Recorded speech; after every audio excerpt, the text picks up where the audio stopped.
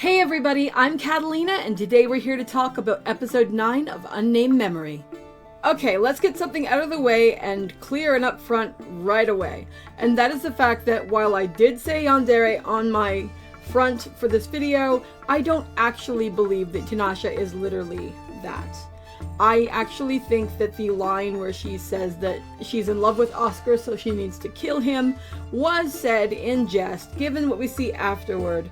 But I do definitely think she has issues, and I definitely think we do see some of those on display in this episode.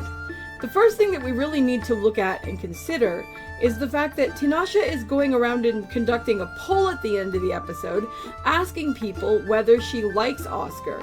You can't ask people whether you like somebody. Either you like somebody or you don't like somebody. And I mean, there's no set time, date, or clues that are going to make any person in particular know whether they like somebody.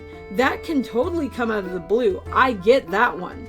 But the idea that she's like trying to determine love by committee is really funny, especially given that like in the context of this season, we have her doing this as a 400-year-old witch, and we have like 16-year-old Hotaru doing something similar in her way, wanting to discuss things with Hananoi like it's a business merger in a condition called love. I thought that was kind of funny. I also thought it was interesting that she keeps trying to erase his damn memory. Now this one actually ticks me off. This is unhealthy. This is indecent. I get that she is a witch. I get that for her certain things seem like they are morally very different than what they would seem like for us. I can understand that, and I also understand that it makes for good storytelling. But why does Oscar want to be romantically involved with somebody who views the state of his like mental capacity as something she can manipulate the way that she would pour a cup of tea? Like, that just doesn't sit right with me. And the idea that, like, she asked the Witch of the Forest to do that, and then the Witch of the Forest did that, was just wild. Especially after the Witch of the Forest initially was like, what are you doing? I mean, I get that Tinasha saved his life. I get that Tinasha continually wants to put distance between them, likely to protect her own feelings and emotional core. But I still think that it's dirty and that it's dishonest and that it's not fair.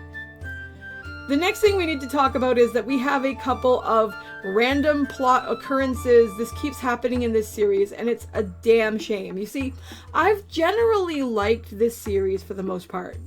The overall like plot and concept and characters and world and stuff, there's some interesting stuff here. There's absolutely potential. But we keep having things happen where characters either appear out of nowhere, or even worse, appear out of nowhere and then end up serving no real purpose that makes sense to the viewer if the viewer is not familiar with the source material.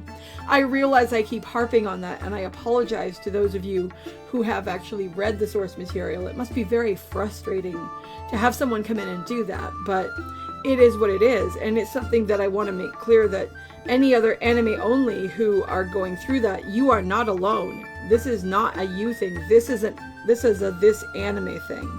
And that needs to be acknowledged. In this episode, we have first the introduction of this character named Norman, who we, as far as I know at least, have never seen or seen with a name before, come out of the woodwork and be against Tinasha being with Oscar. And him actually encouraging Tinasha to erase Oscar's memories when she offers, and encouraging Tinasha to leave the castle and to get out of there as soon as she can when her contract ends. Which, until she became aware of this emotional stuff, I'm pretty sure she was going to do anyway, and which, given the way this plot has worked, I'm sure she will probably, this is me predicting, attempt at some point before the season ends. I'm pretty sure that now that she knows she has feelings for him, it's not like she's just going to be like, okay, and they live happily ever after. We're not at episode 12, so if that's going to happen at all, it is not going to have been here. The other thing that we have happen is that there is a woman who apparently is trying to bump Oscar and or Tinasha off, and there is her maid, and the maid ends up being met by Oscar in the courtyard during a battle sequence during the episode, and the maid ends up pricking Oscar's hand with something that is laced with an extremely deadly poison that no one has ever survived before. Who the hell is this lady? What is her deal? What is her motive? And why is this maid here? This, again, came completely out of nowhere. And it came so out of nowhere that we actually have the woman's name, the name of her mistress, actually on the screen, like video game characters being reintroduced in a sequel. That does not tell me, as an anime only, anything, and that's incredibly frustrating. It's really tough because, I mean, on one hand, I understand that they were trying to get as much of this anime out as they could. They were trying to use as much of this source material as they could, but I think it would have been better actually to risk and to work on the possibility of getting a second season by making the first season more complete and as good as they could have and taking their time, rather than putting out something that isn't going to make sense for the audience they would hypothetically be striving to target, trying to get them to read the darn manga or light novel or whichever source this happens to be. I'm terrible at remembering that because sometimes it's both. But anyway, that is my 2 cents on that. Overall, I do think that this was an interesting episode, and I think we definitely saw some progress of some form here. It was cute seeing the two of them being together, seeing the actions they would take to care for each other. The fact that they have trouble communicating or deciding or stuff like that does work in contrast to their actions, and that was made a lot more clear in this episode. I wish this series had done a better job at clearly explaining and showcasing the romantic end of the story. I think that sometimes we get the short end of the stick on that, which is a shame because I do think that is one of the central aspects of this story. But overall, I enjoyed this episode despite its shortcomings, and I definitely found it interesting. It'll be fascinating to see, now that Tinasha knows she has feelings for Oscar, just what that will actually entail for them going forward.